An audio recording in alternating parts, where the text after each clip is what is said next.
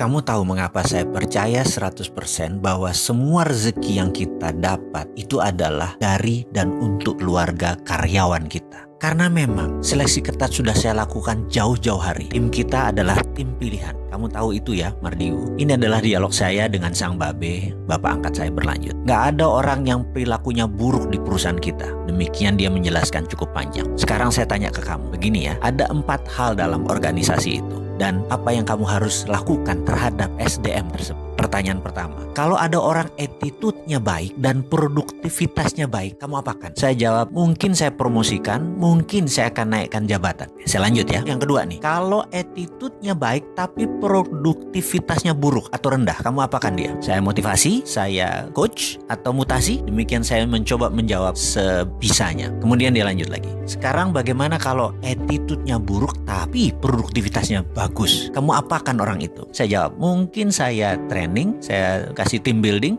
Oke, kita lanjut lagi. Sekarang kalau ada SDM kamu yang attitude-nya buruk dan produktivitasnya negatif, akan kamu apakan dia? SP3 mungkin, atau bahkan saya pecat. Oke, begini kalau di organisasi yang saya pimpin lebih dari 25 tahun. Kalau attitude-nya bagus, produksinya bagus, saya bahkan bisa spin off, kasih dia peluang naik sampai direksi atau bermitra. Syaratnya adalah dia terus-terusan melakukan hasil yang excellent. Berikutnya adalah kalau attitude-nya bagus tapi produknya lagi negatif atau minus, saya akan mutasi dia, training dia, team building, bahkan terus dikasih personal coach. Sekarang kalau attitude-nya buruk tapi sangat produktif atau produksinya dia positif, maka orang itu besok saya pecat. Berapapun ongkosnya, saya kasih pesangon, fire him, pecat. Dan terakhir, kalau attitude-nya buruk dan produktivitasnya buruk, saya pecat 2 orang. 1 dia saya pecat, kedua HRD-nya saya pecat. Karena pasti HRD-nya main dan tidak becus. Jadi ingat, hire on expertise, fire on attitude. Tidak ada ampun, hanya kita pilih